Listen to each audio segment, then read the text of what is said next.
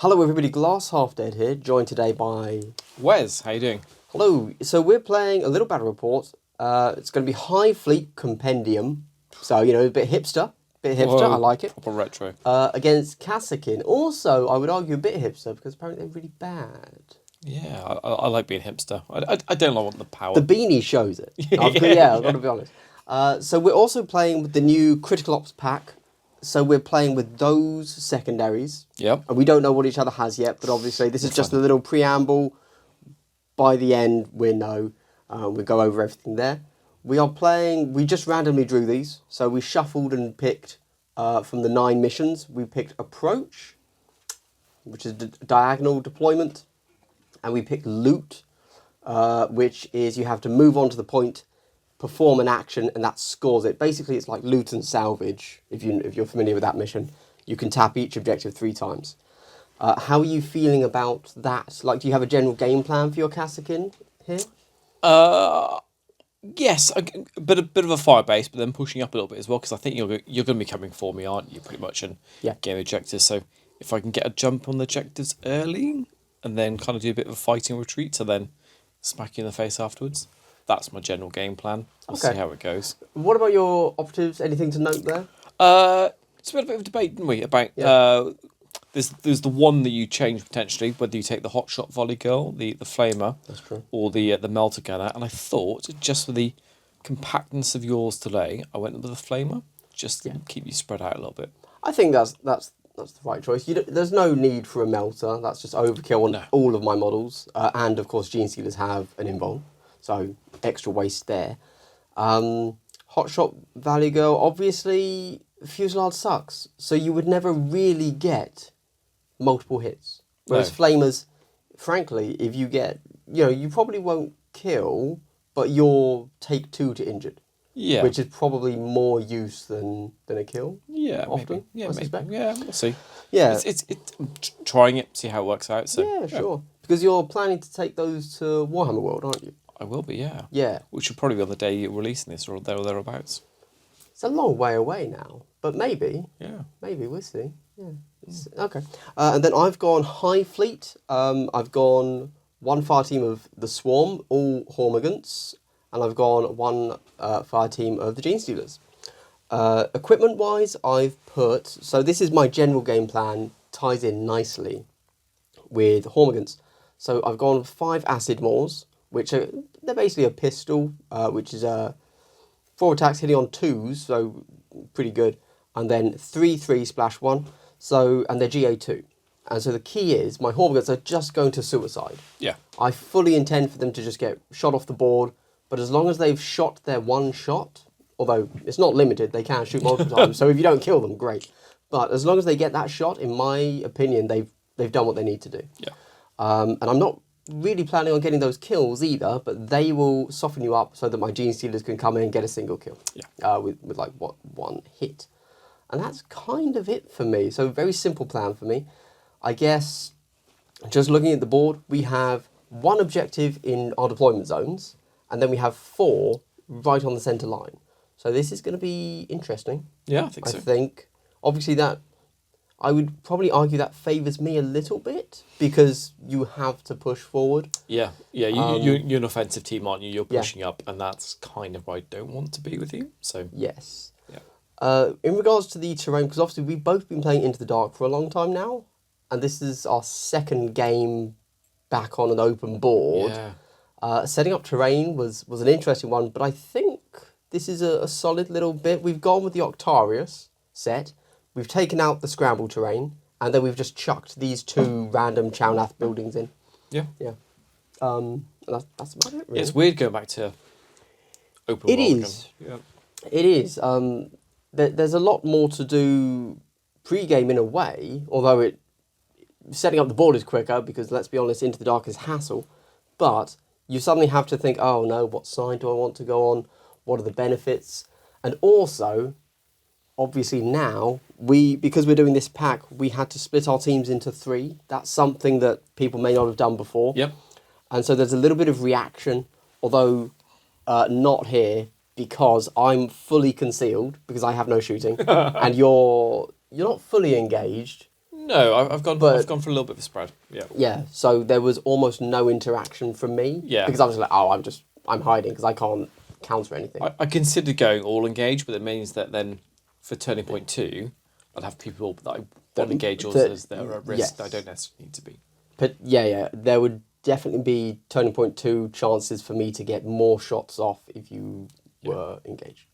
And that's all we need to know, but we do also have these timers in the back here. The reason for these is that some people like to do a chess clock. Yeah. Which is you get 50% of the time, I get 50% of the time, and it's fair. So it doesn't matter if I'm running 4 custodes and you're running 14 guardsmen, we get 50% of the time. And I think that's fine in a tournament setting. Yeah. However, this is something that I'm playing around with called the glass minute format. And it's just a way to slightly more casually make yourself aware of time.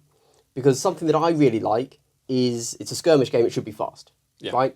But me, I will just sit back and I'll think for like an hour or very genuinely. This is true. The deployment took an hour and a half yesterday. It took so long, yes. But now in the game, we give ourselves, these are 2 1-minute timers, so we give ourselves we say that the minute is your thinking time, but it should really be your complete action time as well. But, it's just friendly. Yeah. So we kind of say, oh, your minute's up, move. And if you don't, then you just have to double pass or triple pass. Yeah. And that's just a way to keep us making sure that we're playing a good pace. Yeah. And I kind of like it because it feels a bit like the old Space Hole. We have that little bit of time pressure of the Space Marines to make your decisions, really. Yeah. That's cool. I've played it a few times now, and with every person I've played it with, it starts the same way. Turn 1, you're flipping it all the time. Turn kind of 2, 3, 4, you kind of forget it. You're still flipping it, but you're not spending a minute at that point.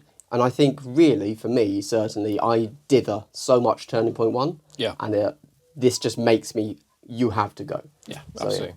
Awesome. Okay, well, with that said, let's play the game. You are about to see a few cut-up clips of the game. We're going to be talking a little bit about, we're going to be quite analytical with it and say, oh, that was a bad choice, blah, blah, blah.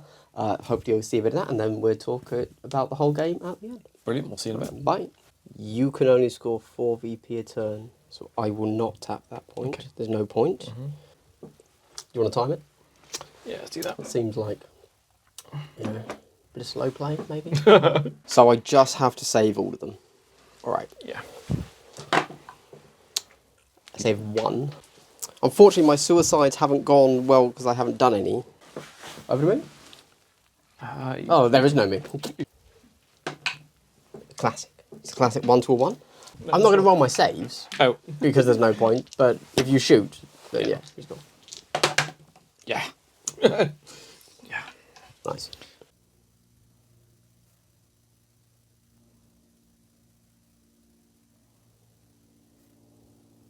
That's interesting, yeah, 'cause it says I've got 1 VP. Interesting use of the word interesting. Yeah. But yeah. Why do you? It doesn't make a difference as far as I can I'll tell you tell. what, I'll just Cool, have a fine. Excellent. I'm putting you on the timer next time. Fucking hell. Then I'm going to move that one there, tap that. Okay. I'll give it to myself. Over to you, yeah. Okay, end of the game there. You can see our lovely score here, thanks to the Kill Team score tracker app. It's a great little app, that. It's very useful, I've got to say.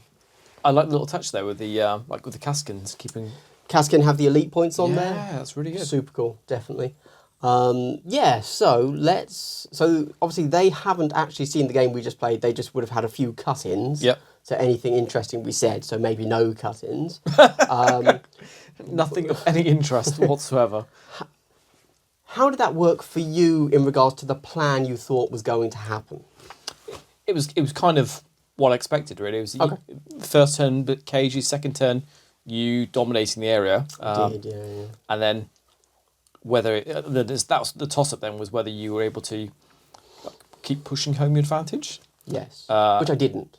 Well, you did it and you didn't. You did because you maxed out the second, the primary mission, because you were up here, and you were just smashing off. Well, so at the end of the game, you pretty much won it because of turn two, where you just dominated there, and I couldn't really, because of the heavy cover, I couldn't necessarily shoot you particularly well, and there was no way I could get in combat with you.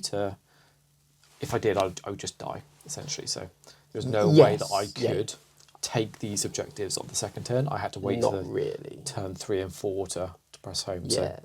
So we were playing Octaris Terrain without doors because we have the Warhammer World Tournament coming up, and although like London, Spain, Poland all play them with doors, apparently that's the thing. Warhammer World. Not rules as written though. There we go. No, it's true. It's true. Warhammer World doesn't play it that way, and since that's coming up, and then obviously you were complaining relentlessly about not being able to shoot, obviously. But in fairness, like when you go to Warhammer World, there will be Chownap. Yeah. You know, which is a board that is all heavy. Not a complaint, an observation. I'm going to cut in every complaint at this point. And yeah, so I think it's definitely good for an all-shooting team to see how dominating heavy can be, maybe. Yeah, totally, yeah. So, for example, you had a sniper up here. I mean, that's an obvious dash. Why wouldn't you? Yeah. But he didn't do anything there. And I would say he didn't even scare me there. So normally, a sniper is a great presence on the board, right? But here, I was like, oh, like, I'm putting all my guys here anyway. That's where they wanted to be. So if you had if you had run around here, you've got clear line sight on it. I'm not saying you should have, but just, you don't always want to go for the vantage on and I left him there as to put presence here to stop you coming around my flank. That's true. That was the rationale with him. Fair. Because once you did get guys in there, then I shot and killed them really. But yes, for sure. I did the standard run a dude into a melter. You mispositioned your flamer to get him killed, which was unfortunate. I think that was probably the only mistake you made. Everything else was pretty on point. Because I only lost 2 dudes at the end of that, I think. Yeah, I really didn't kill much.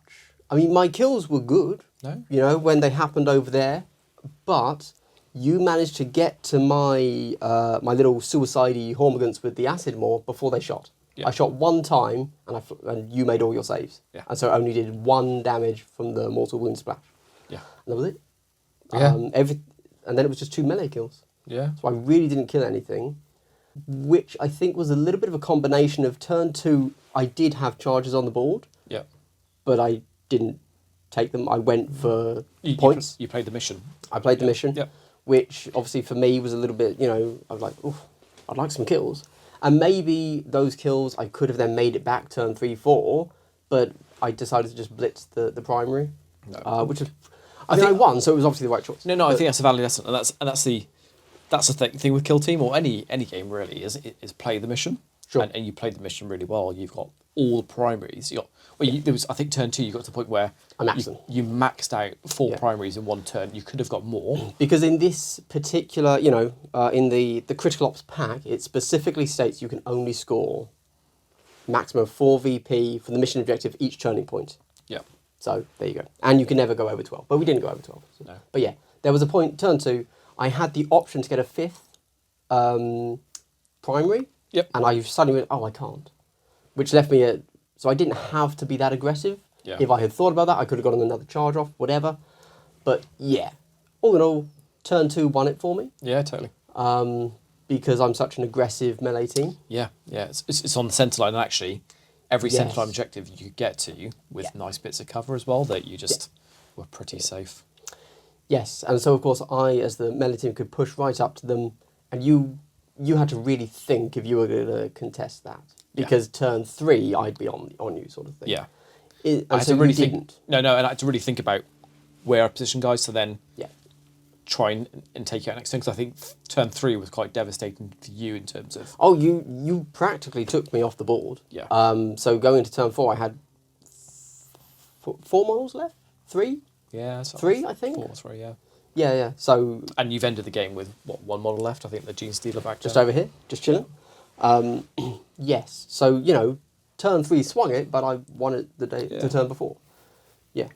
Although I will say this was a unique tactic that possibly would only work on this type of board and this mission. Yeah. Because there are some missions. So, for example, one of the TAC ops I scored, the objective you stand on or declare as it was execution, I think, executioner. You have to be on an objective on the middle line or your side, and there are many missions where they're not all just in the middle. Yeah. So, and then that would have swung it the other way. So, yeah, 14-16, it was a very close game. Yeah. Could have gone either way at many points there. No, it was good. It was a good game, and like I say, it was good to see a really aggressive, pushy up team with lots of cover. I really had to think about my positioning. Sure. Sure. I will say, although I had some interesting things there. Just thinking, if you were playing a more traditional team, because obviously, I'm having fun with high, Tyranids. But if I was playing, let's say, Legionaries or Intercession, something that you're definitely going to face at a tournament, then actually, they do have the many times my guys being able to be 3 APL, charge, fight, shoot, would have, I think, oftentimes punished you more than what I ended up doing. There were definitely a few charges where I I really wish I could take a shot now after doing a charge fight. Yeah. And even if I only just got a few more operatives that way, like 3 more, it's like suddenly you're like, ooh, I don't have the presence for turn 3. Yeah. Potentially. I certainly think like infiltrators and Space Marines as a whole are quite an interesting one for this team because you can almost bait out some of those charges to then get in a position where you can then shoot afterwards. And like there was quite a nice bit down here where you made some nice charges and things, but then positioning meant that I could just shoot them quite well afterwards for the 100%. Suddenly, but I totally knew it. It's not like I did it and was like, you got me. It was like, I have made the conscious decision to get this because you had a guy on a point and it scored me 3 VP. I was a little bit confused why you put the second person there, what you were trying to achieve with that. So, the reason I did that, so basically I made a charge with my leader who got the first kill. So he was then both my executioner and the guy that had Robin Ransack. Oh, so in the hope that So he was a potential extra 2 VP. I see. If he lived. So I then charged, moved and dashed, another gene in front of him so that he would have cover. Now, he didn't. You just killed the first guy first and then killed him next. Yeah. But he was worth 2 VP. Yeah. So I was like, screw it, I'll take it. Yeah. And it didn't work. Yeah, there was a chance, I see. Okay, Yeah, cool. yeah. Or I thought... I think from my perspective, I was looking at going, I've got dudes there that can just kill that guy, so... Sure. Yeah. Also, that turn, there wasn't anything else that particular gene stealer could have done. Yeah. And so, I thought, maybe, because you had a grenade launcher right there, I thought, okay, well, maybe, instead of moving and firing a crack at the leader, you'll fire a blast at the fronting guy, the guy in front, and then you won't get the kill. Yeah. But you didn't. You just, in fact, you didn't shoot him with the crack at all. You moved away, didn't you? No, you cracked the first guy, then ran. I brought a crack grenade in, and then I brought the plasma gunner down to shoot. Crack grenade, yes, that's it, from the other guy. So it didn't work, but I still think that was a valid choice after what I had done. But, So I did make an interesting error, is that I got these two guys confused when I put them down for deployment. So this is the Auspex guy and he's the comms guy. I meant to put the Auspex guy up here to be the risky person. And okay. I leave this guy back here to always activations. Yes. So not having those, because I then pushed this guy up there, and then you killed that one. I missed out on lots of activations there, which would give me a huge amount of movement. 100%. So I mean, even right at the end, I put, you measured that, and I said, just give him. Yeah, you like extra. In fact, you made the same error. You're like, why didn't you use this guy to give the extra? That's not him. I will say a lot of these models, look. The Kasrkin models look great, but they're not super distinctive, are they? No, so there's 3 I get confused with, and it's these 3 here. The Medic, the Recon, and the Auspex. Yeah. They just look like dudes, really. Yeah. Dude standing, yeah. Yeah. Which is fair enough. I might put some markings on them. Yeah, I mean, if you were doing like a Power Rangers thing, and so the guy in red is the comms, the guy in yellow is, that's valid. Yeah. I mean, I'd never do that in 40k, but in Kill Team, the guy's the guy. Yeah. And then you always know. I mean, obviously, don't if you want to keep him in theme, just say, okay, shoulder pad, different kind of shoulder pads or something. Yeah, I'm gonna put some more white on the medic so it stands out as that being. does make sense. Yeah. And actually, when you, it was just, when they're right there and we're staring right at them, it's fine. But when really they're obvious. 3 feet away, and was there anything else that really stuck out to you? No, I think it was almost a predictable game. Like the gameplay kind of turned out. I think We both followed our plan. yeah. I will say my plan. I didn't get as many suicide charges shots as I expected. Yeah. Because after I moved, you then killed before I could do anything in the next turn. Yeah. Which is definitely against what I had intended. But again, I got them on the points instead. Yeah. So I can't really complain. No. But that's it. Yeah. Cool. Yeah. I guess the only other things to say is, if you've liked anything you've seen here, not that we've focused on the board too much, but we're using just a whole load of third-party stuff. Obviously, we're using the scoring tack-up. These I just bought off Amazon. Yeah. Which we actually didn't use much this So interesting thing on this, I think, when you know what you're going to do, you just do it. Yeah. And I think the points when I did use is to go, do you know what? I'm starting to think about this at this point. I then went for the thing to give me my thinking time. Yes. Yeah. When we played it yesterday, we were much more on these. Yeah. And I think that was probably the way to do it. This time we kind of sat there and thought, and I thought, I'm meant to. Yeah. I was like, well, this isn't the glass minute format. No, and I I think as the opponent, you almost have to turn it for the other person. But then it gets quite aggressive, almost, doesn't it? Because it's like, I'm putting you on the clock. It's almost, and the whole point of this is it's not a chess clock. Yeah, okay, it's meant, it's a casual thing, Yeah, right? yeah.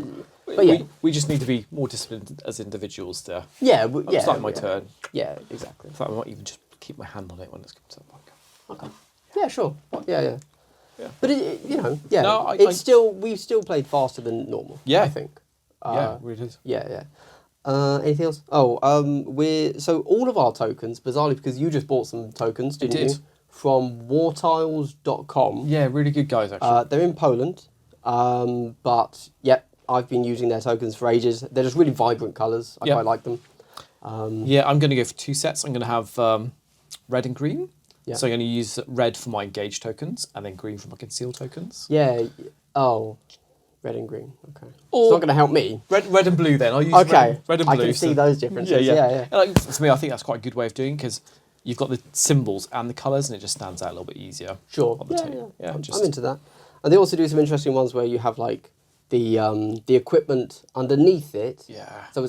So you don't have to have an additional equipment token on the board. But whatever. It's all good, useful stuff if you're into that. We didn't have to put we put 1 wound marker down. It was just a dice. Everybody else just died. That's from the splash. Yeah. What did you think about the cards? The cards, good. I like them. I actually quite like the tarot card size. Yeah. Now that I've sleeved them up, and I'm pretty okay with these. They're a little bit larger. Yeah. A little bit easier to read for us old people. Yeah. I like them. I don't really have any issues. So we were discussing yesterday as well, because you get the faction tack-up card. Yes. And actually, if you sleeve them up, the other one fits nicely inside it, so you don't have to worry about it too much. So you might have some faction tack-ups that have come with the White Dwarf, and you can just put them in front of the card. Yeah. In front of the faction tack-up, and that's it. Which is, makes total sense, actually.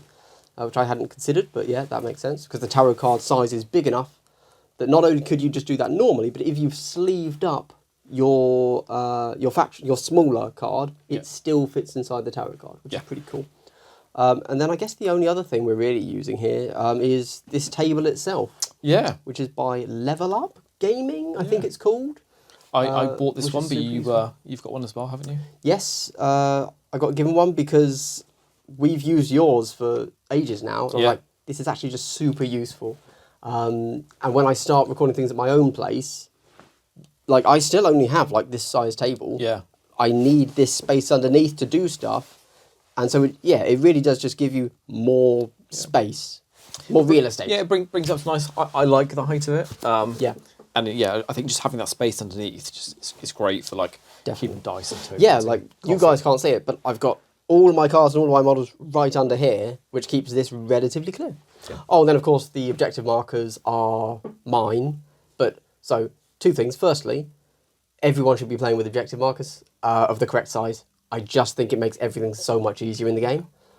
Also, if you like these particular ones, my top tier patrons or my $10 patrons, you can get the digital file because I no longer sell these physically.